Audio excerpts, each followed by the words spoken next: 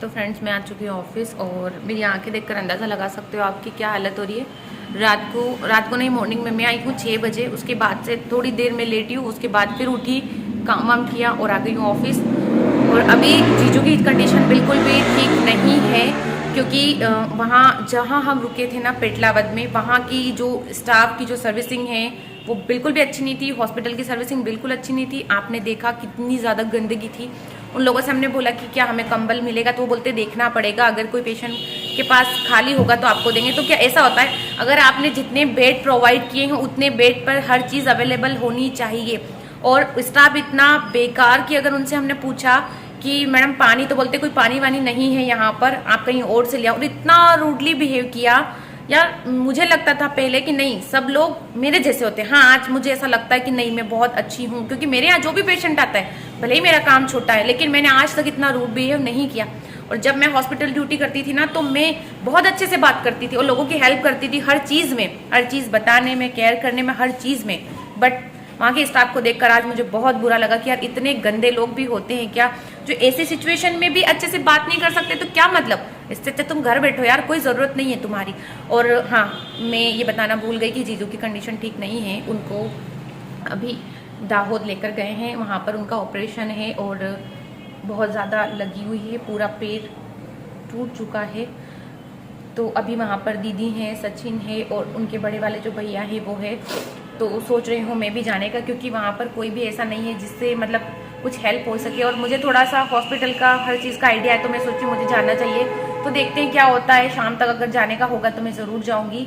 और मतलब मैं एक नॉर्मल व्लॉग बना रही थी, मैंने सोचा था चलो यार अच्छी चीज़ें हो रही है, अब जाके सब कुछ ठीक हुआ है तो इस चीज़ को हम अच्छे से मतलब इसको कंटिन्यू रखो। पर मुझे पता नहीं था कि अचानक से ये हो जाएगा। और रात को ही हमें निकलना पड़ा, 12:30 बजे हम लोग वहाँ पर 1 बजे पहुँचे। तो जाकर देखते हैं कि ऐसी कंडीशन हो गई। और मैंने आपको नहीं बताया ना हुआ कैसे एक्सीडेंट। एक कार वाले ने जीजू को, मतलब जीजू बाइक पर थे और सामने से आ रही थी, मतलब 4 व्हीलर थी, बोलेरो वगैरह कुछ थी, तो उसने डायरेक्ट गाड़ी के अंदर भर दिया। तो सामने से पूरा पैर बोनेट के अंदर चला गया, जिसकी वजह से वो पूरा पैर ऐसा हो चुका है। मैंने आपको बताया था, तो उसमें पूरा, अब जब मैं पहुंची थी तब तक तो पूरा वो हो चुका था, ड्रेसिंग वेसिंग तो नहीं दिख रहा था। बट अगर लाइव आप देखते तो आप घबरा जाते, इसलिए मैंने तो सिर्फ फ़ोटो में देखा तो मेरी हालत बहुत ज़्यादा ख़राब हो गई।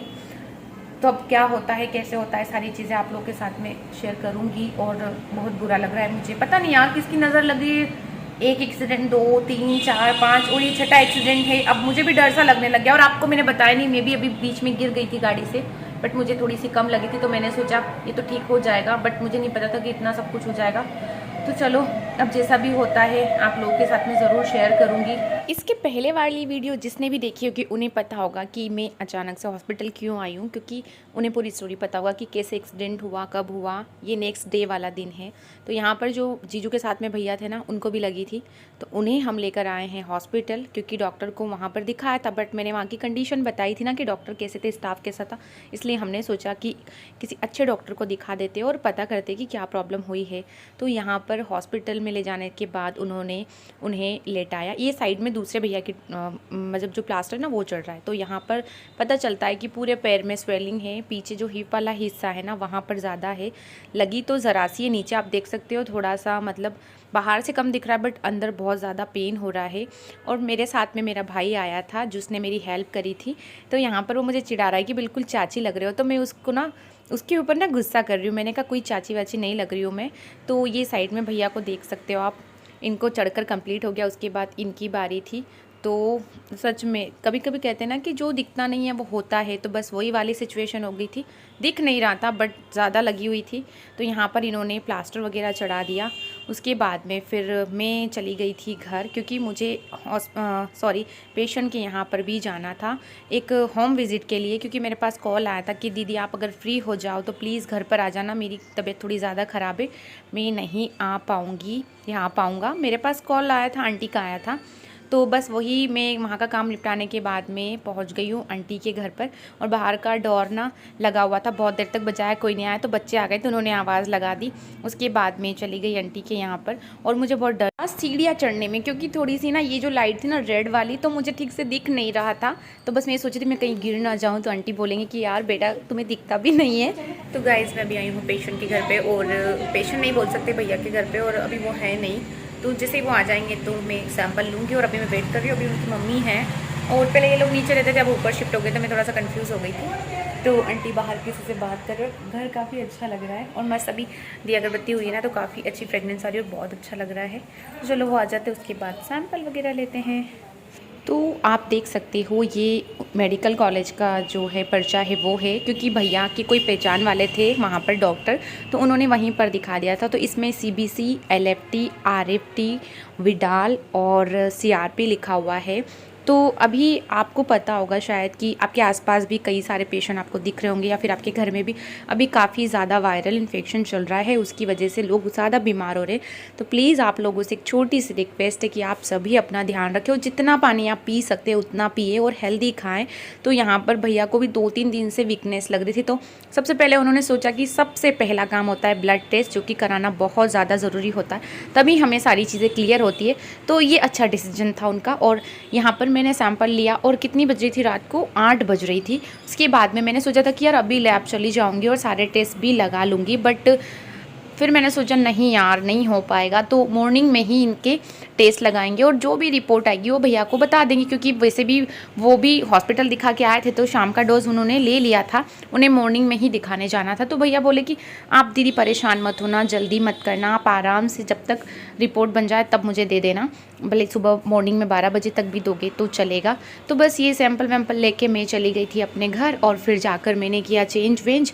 उसके बाद मैंने सोचा कि यार अब हिम्मत नहीं है, तो इस व्लॉग को ना हम कंटिन्यू रखेंगे नेक्स्ट डे के लिए। तो बस ऐसा ही कुछ चलता रहता है। मैं कभी कभी सोचती हूँ कि पूरा व्लॉग एक ही साथ एंड कर दूँ, पर कभी कभी नहीं हो पाता है।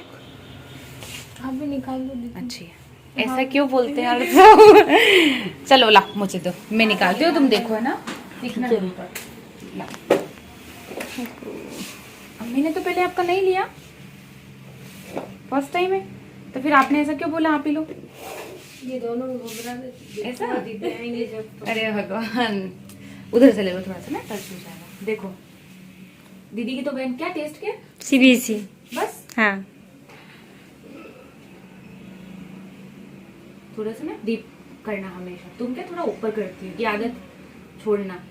हमेशा तुम जैसा करोगी ना काम वैसा होगा। अपन घर में भी काम करते तो कैसा करते हैं, जैसा करते वैसी आदत पड़ती ना, वैसा यहाँ भी हो। कौन सा मंथ चल रहा? 9 मंथ है।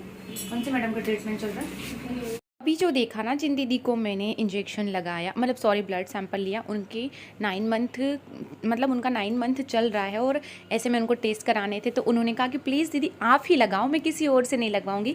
तो उनको इतना ट्रस्ट है मुझे, और उन्होंने बोला कि आप ले रहे हो ना, तो मुझे बहुत अच्छा लग रहा है। तो ये बात सुनकर मैं बहुत खुश हुई। और ये भैया है ना, तो इन्होंने भी यही बोला, नहीं दीदी आप लो। तो यार कभी कभी पेशेंट ऐसा बोलते हैं ना कि नहीं दीदी आप बहुत अच्छे से लेते हो, बिल्कुल पता नहीं चलता है, ऐसा कई पेशेंट बोलते हैं। तो मुझे ना बहुत खुशी होती है, मुझे ऐसा लगता है कि यार मैंने जितनी भी मेहनत की ना आज तक, वो मेरी व्यर्थ नहीं गई है।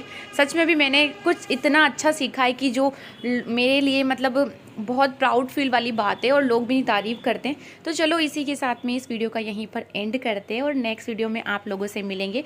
तब तक के लिए बाय, और आप सब अपना ध्यान ज़रूर रखिएगा। Take care.